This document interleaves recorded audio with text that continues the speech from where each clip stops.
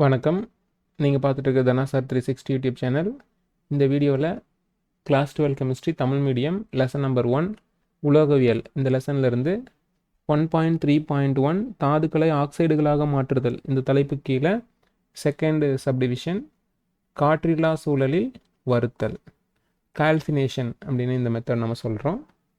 இந்த காற்றில்லா சூழலில் வறுத்தலுக்கு எடுத்துக்கிற தாது பார்த்திங்கன்னா கார்பனேட் வகை தாது. இது ரொம்ப இம்பார்ட்டண்ட் பாயிண்ட்டு. அப்போ கார்பனேட் வகை தாதுவை எடுத்துக்கிட்டு காற்று இல்லாத சூழலில் நல்லா வெப்பப்படுத்துகிறோம். அதுதான் காற்றில்லா சூழலில் வறுத்தல் அப்படின்னு சொல்கிறோம். அப்போ கார்பனேட் வகை தாதுக்களை வெப்பப்படுத்தும் பொழுது கார்பன் டை ஆக்சைடு நமக்கு வெளியேறும். ஸோ CO2 வாயுவாக வெளியேறும். இது ஞாபகம் வச்சுக்கணும்.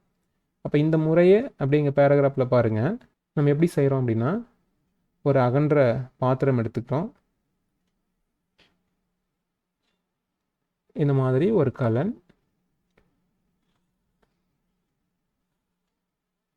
இந்த கலன் மூடப்பட்டிருக்கும். இந்த கலனில் வெப்பப்படுத்த வேண்டிய தாதுவை நம்ம எடுத்துக்கிறோம்.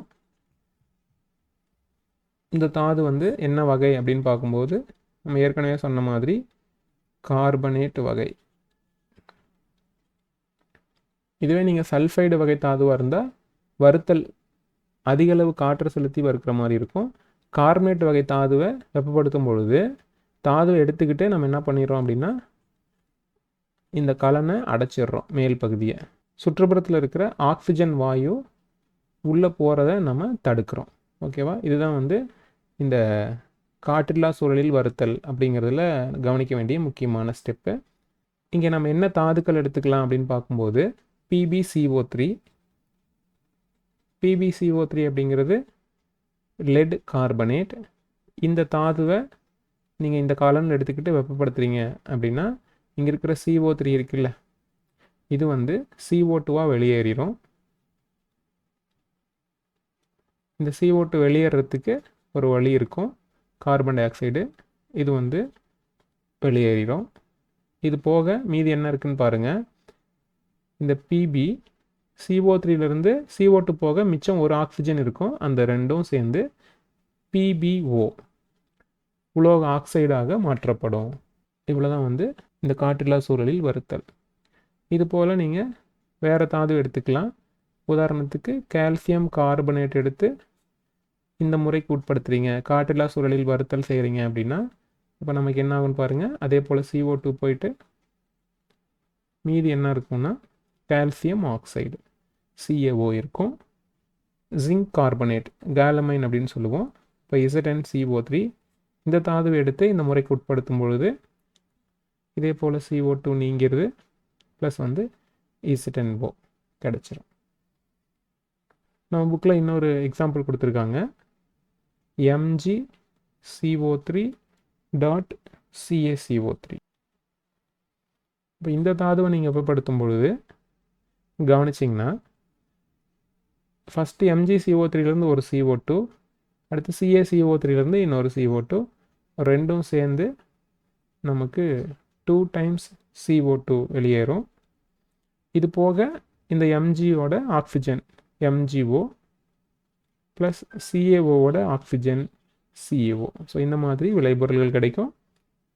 இங்கே இருக்கிற இந்த CO2 எல்லாமே வாயு நிலை. இது இந்த வெளியேறும் துளை வழியாக வாயுக்கள் வெளியேற்றப்படும். இது ஞாபகம் வச்சுக்கணும். அடுத்து புக்கை பாருங்கள். இந்த ஈக்குவேஷன்ஸ் தான் இங்கே சொல்லியிருக்கு. நீரேற்றம் பெற்ற தாதுக்களை நம்ம எடுத்துக்கிறோம் அப்படின்னா, நீரேற்றம் பெற்றது அப்படிங்கிறத நம்ம என்ன சொல்லுவோம்னா ஹைட்ரேட்டட் ஃபார்ம் அப்படின்னு சொல்லுவோம்.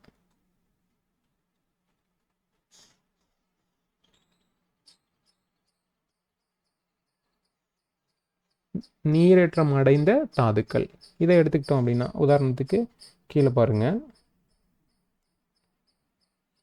அதாவது படிக நீரை பெற்றுள்ள தாதுக்கள் இதை வெப்பப்படுத்துகிறோம் அப்படிங்கும்போது என்ன ஆகுதுன்னு பாருங்கள். Fe2O3 3H2O. இந்த Fe2O3ங்கிறது இரும்பு 3 ஆக்சைடு. இதிலிருந்து இந்த நீர் மூலக்கூறுகளை நம்ம வெப்பப்படுத்துறதன் மூலமாக பிரிச்சிடலாம்.